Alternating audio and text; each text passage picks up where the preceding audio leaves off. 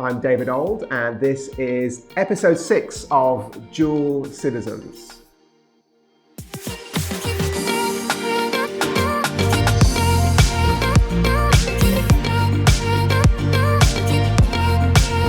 Well, lots to talk about today. In a moment, we'll talk about political advertising in Australia and do some theological thinking a bit deeper on what it means to live in the end times. But first, the Winter Olympics are over, and they've left a couple of interesting stories. I particularly enjoyed the curling, yes I have, but perhaps the biggest story was the tale of Kamila Valieva. Kamila is a 15-year-old girl who I think it's fair to say is the most amazing thing we've seen in ice skating in a long time. Ranked number 1 in the world, she is the 2022 European champion, the 2021 Rostellar.com Cup champion, the 2021 Skate Canada International champion, the 2022 Russian national champion. She got the silver medal the year before in Russia, and she is also now a 2022 Olympic champion in her team event. Well, sort of, because her story gets a bit interesting. During the recent Winter Olympics, news arrived that a drug sample she gave back in December tested positive for the stamina-enhancing substance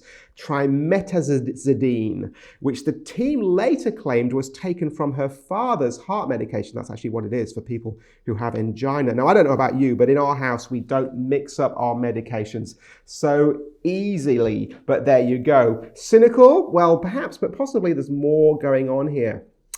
In the years since revelations of widespread doping in track and field came to light in late 2014, multiple investigations have revealed state-sponsored doping programs in Russia that ran, it's said, from 2011 to 2015 and involved more than 1,000 athletes in at least 30 different sports. In 2019, the World Anti-Doping Agency, WADA, barred Russia from participating in global competitions for 4 years. Russia appealed that ruling in the Court of Arbitration for Sport, and in 2020 had the suspension cut down to 2 years. The verdict means that Russian athletes are currently unable to compete under their country's name, flag, and national anthem at major international sporting events until December the 16th later this year. And so Russian athletes competed under the acronym ROC, the Russian Olympic Committee, at both the Tokyo 2020 and Beijing 2022 Olympics. Now, this team still bears the country's colours of white, blue and red, but under a flag that features those colours in an Olympic flame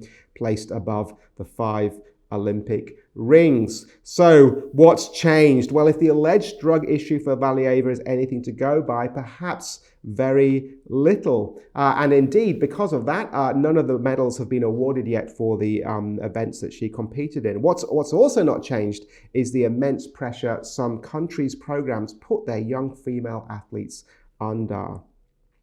In what are now famous scenes, Valieva, after this whole drugs thing got announced, she messed up one of her routines, the free skate, missing several jumps and falling several times. Weeping as she left the ice, having failed to medal, she was then confronted by her visibly frustrated coach, I think that's an understatement, who demanded, "Why did you let it go? Why did you stop fighting?" And all of this live on the world's TV screens. Often these athletes are given one chance to win a gold medal until they're discarded for another younger athlete. They're chosen for their lighter frame due to not being fully developed adults that have gone all the way through puberty. The famous ice skating school in Moscow, the Sambo 70 Club, has had a string of Russian athletes come out in wheelchairs, damaged backs, and reports of emotional abuse. And surely it makes the dual citizen reflect on what it means to raise and lead children, let alone lead in this sort of endeavour. You see, what strikes you most when we open the scriptures is that children, like all those in our care, are to be cherished and looked after. Here's some classic text, Psalm 127 from verse 3. "Behold, children are a heritage from the Lord, the fruit of the womb a reward." So they're a gift from God to be cherished. That said, there is a responsibility to raise them well. So Proverbs 22:6, direct your children onto the right path, and when they're older, they will not leave it. So we do have to point them in one direction.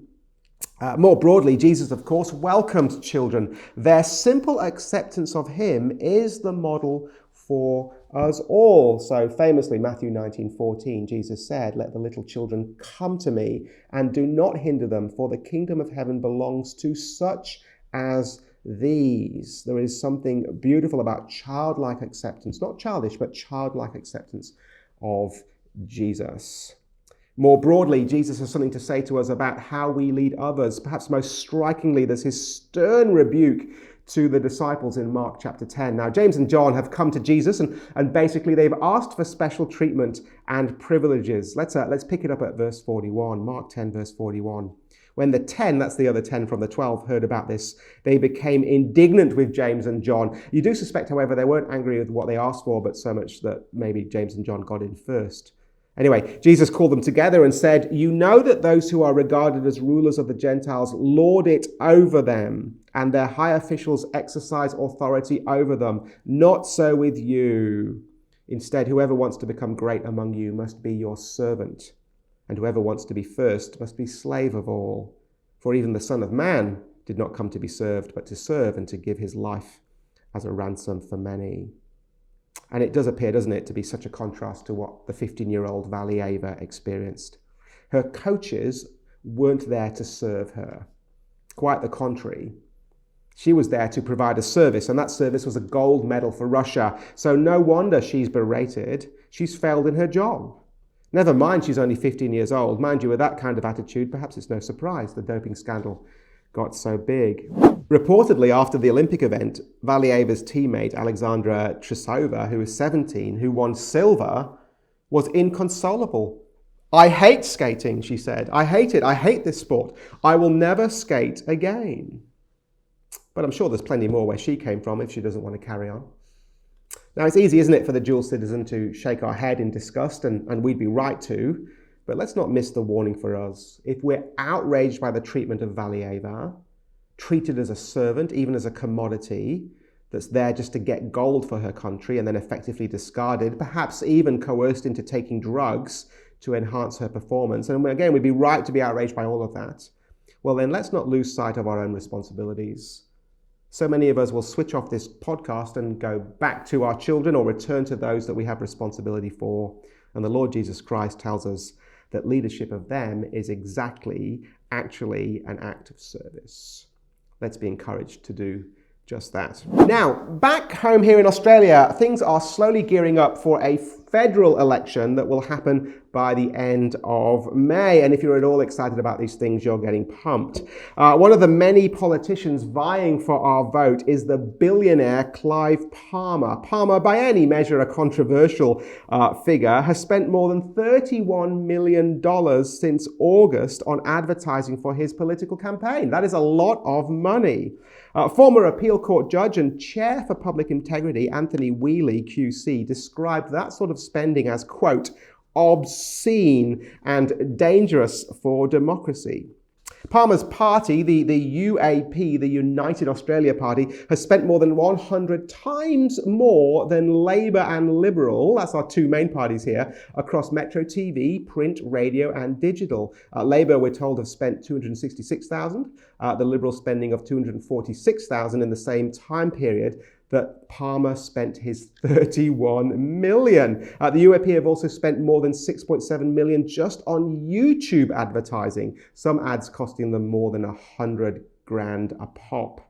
Now, the UAP leader, Craig Kelly, has stated that the party is solely relying on Clive's deep pockets to finance this advertising blitz. The Australian Electoral Commission records show that Palmer's company, Mineralogy, tipped more than $80 million into the UAP's 2019 campaign. Despite this, they failed to win a single seat.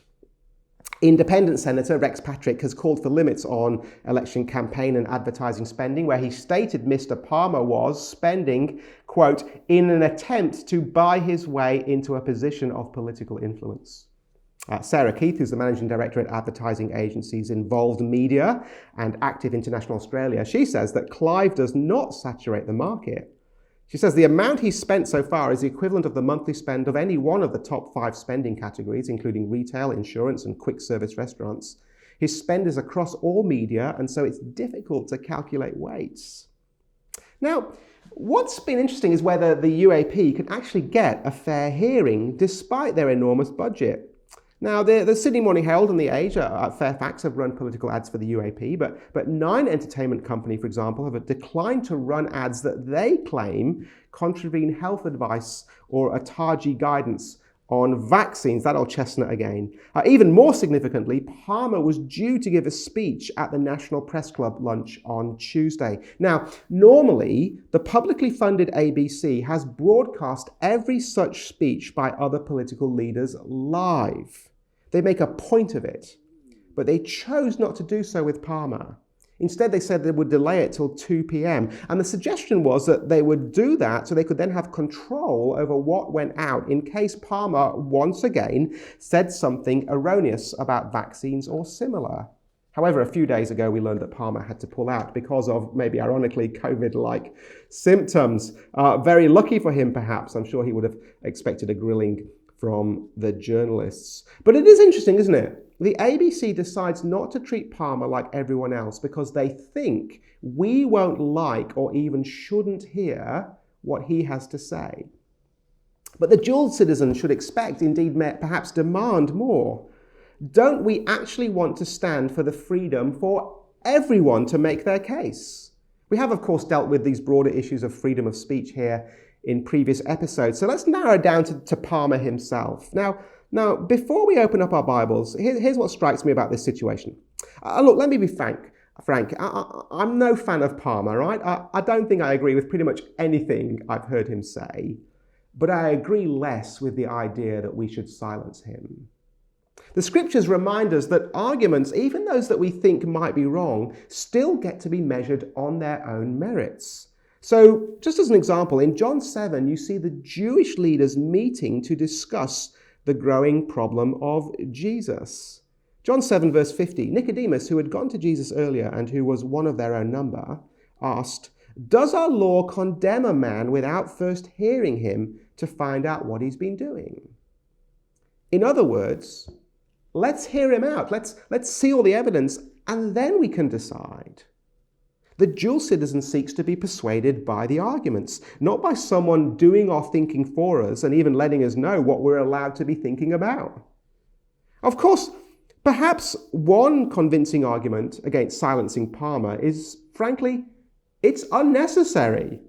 For all the complaints about the outrageous amounts that he spends and the apparently disproportionate and distortionate influence that he can have, surely the results speak for themselves.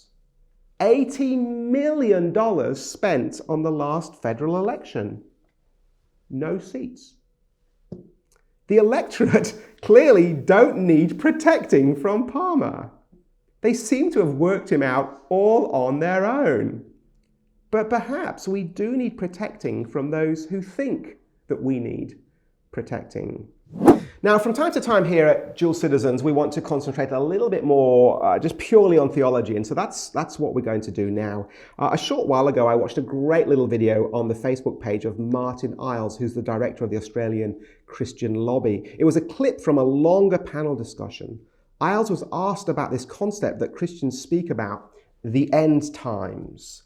Given what's happening in the world at the moment, and perhaps the rapidly escalating conflict between Russia and Ukraine is another example of the sort of thing that people look at.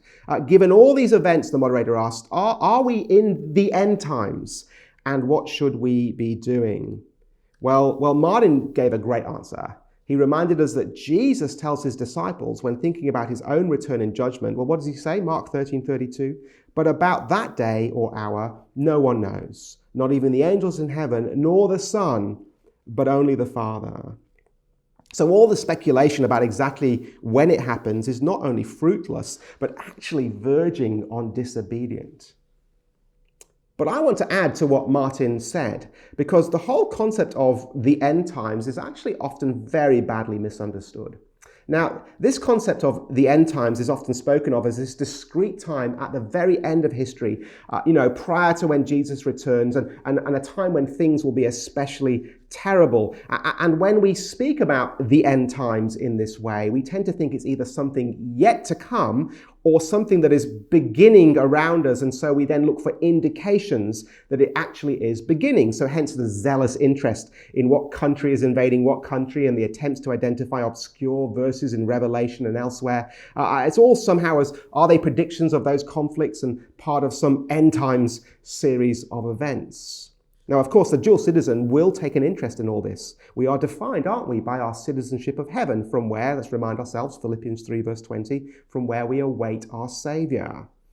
So it's not wrong to consider what that might look like, but we need to pay attention to all of what the scriptures say and how they say it. And perhaps the most striking thing that we notice when we stop and read carefully is that God tells us in the Bible that the end times are actually something different to what we might have first thought or been told. And simply put, we see this, that the end times covers a far more extensive period of time than we might have thought. In the Bible, the end times begin in the incarnation. That is when Jesus comes. According to the scriptures, that is the end. Now, this may be a new thought for me. So let me show you a couple of ways that the Bible expresses that. First, Hebrews 1 and 2. In the past, God spoke to our ancestors through the prophets at many times and in various ways. But in these last days, he has spoken to us by his Son. And the word there for last is that word end. It's the Greek word eschatos, from where we get the word eschatology, the things of the end. Now note what the writer to the Hebrews is saying. When Jesus arrives in his incarnation, and it's an event that he says has already happened, well, that's the end. And it's the end because after Jesus coming, there is quite literally nothing left to say. God spoke previously in the prophets, and now Jesus is God's final word. Or consider 1 Peter 1 verse 20. He, Jesus, was chosen before the creation of the world, but was revealed in these last times for your sake. Same word there, it's the eschatos, end times word. See, on both occasions, I think it's pretty clear that the end times or last times that's being referred to encompass not the very end of history, but the whole period of time beginning with the incarnation of Jesus. Or in other words, it's not just the second coming, but also the first. Now, of course, in other places, the language of the end is used of the second coming. But what we've got to see is that the overall picture, that the overall bigger concept of the end is, well, perhaps bigger than we've realized. Now, why is this important? Well, for a number of reasons. First, it gives us a more mature view of current events. See, when people ask, are we in the last days, as though it's some cataclysmic final moment that's arrived, we can answer, yes, we're in the last days, and we have been ever since Jesus came. It's the same with this language of tribulation, which has been popularized to mean some future time of deep hardship for the church. That way of thinking is actually a relative novelty in the church. It's only really existed since the 19th century, when this concept of a final rapture of God's people and this apocalyptic end time first began to be taught. But it is a novelty when it comes to Christian understanding, despite how popular it's become now due to books and even films based on the concept. So no, the tribulation, the hardship for Christians isn't some future event. It's happening right now, as our brothers and sisters all over the world can testify. And perhaps it's only we, the fat, comfortable Western dual citizens, who can't see the time around us for what it really is, shielded as we are from most of the hardship, the tribulation, that other Christians are going through. It also helps us take a far more sensible reading of texts like Revelation and the books in the Old Testament that it draws from. We need to stop scouring them for the faintest hint of a link with current events, as though the Word of God was written only for us in our particular spot in history. Oh, it's actually quite arrogant, isn't it, to think it's all about us? No, Revelation and biblical literature like it speaks of general concepts. As its name implies, it is an unveiling, but not of specific historical events. It shows us the broad sweep of history, the way things are in general, not individual moments. Perhaps a last word on this from deep in the Old Testament. Right at the end of Daniel, in the vision that Daniel receives, and it's a vision, not a video, we see one such picture of how things will end. As we move from chapter 11 to chapter 12 at the end there's this image of a great conflict and a final resurrection of all the living, some to a wonderful future and others to something far, far worse. And then Daniel asks, chapter 12, verse 6, how long will it be till these astonishing things are fulfilled? He longs to know, and who can blame him? But the answer he gets is fascinating. Quote, it will be for a time, times, and half a time. Now, you can do two things with an answer like that. You could try and work out exactly what period each of those times stands for, do some really tricky, complicated calculations, and then try to pinpoint the date. Or you can receive it how it's meant to be received. It's symbolic. Time, that's one time. Times, that's two more times, and then half a time. So a total of 3.5 times, whatever those times are. But that has a clear meaning. 3.5 is, and this is tricky maths now, half of 7. And 7 is so often the number of completion, of wholeness, and especially in this sort of writing. So it would be the equivalent of eternity in the language of time.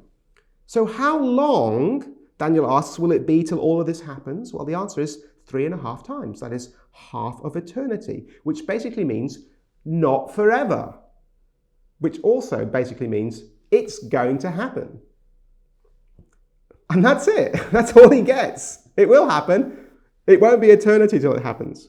But there's more. Daniel's next question is also one we might resonate with. So verse 8, here's what he then says. I heard, but I did not understand. Who can blame him? So I asked, my Lord, what will the outcome of all this be? So now he's basically asking, well, I don't know when it's going to be, but what's it going to look like? Will there be a war? Will it be Russia invading the Ukraine or something starting with Iran or a nuclear bomb somewhere or whatever the current issue of the day is? Well, look at the answer he gets. Daniel 12, verse 9. He replied, go your way, Daniel, because the words are rolled up and sealed until the time of the end. If I ever write a book on this topic, I want it to have the title, Go Your Way. What an answer. What a great answer to Daniel's insistence on knowing all the details. Go your way. Just keep doing your thing. Keep being faithful, Daniel. Keep trusting God. The words are sealed up. At some point, it'll be opened and you'll find out, but not now. The great reformer Martin Luther understood this well. He was once asked, what would you do if you knew Jesus was returning tomorrow? And he replied, plant an apple tree. That is, I'd just keep doing what I'm doing. And even the things that look like they're long term, I just keep at it. I'd go my way and let God worry about the timing and the details. So the dual citizen looks at the current turmoil in the world, and gosh, it's a mess at the moment. I mean, as we record this, it looks like Russia is going in hard into Ukraine. But we look at it all and we realize 'twas ever thus. As Jesus puts it, there will be wars and rumors of wars, but this is not the end. But we also know, don't we, that in many ways the end has already come. It came over 2,000 years ago when God finished everything up by sending Jesus. So yes, he will return one day, but he has already come. It's done, it's finished, it's the result is in. And so we wait patiently for his return. When will it be? Well, perhaps we might answer, time, times, and half a time. What will it look like? Go your way. Calming words from God for troubling times. But then it's always been troubling times, hasn't it? Whenever and whatever those times may be. And Jesus is always in charge, and we know he's coming back. Well, this was Dual Citizens for another week. Hope you've enjoyed it. If you did, please let us know. Click like on the video. Do please subscribe and get notifications. Share about us on the socials. They're all available as well. Subscribe on the podcast. You know what to do. And we will see you again soon. My name is David Ould, and this was Dual Citizens.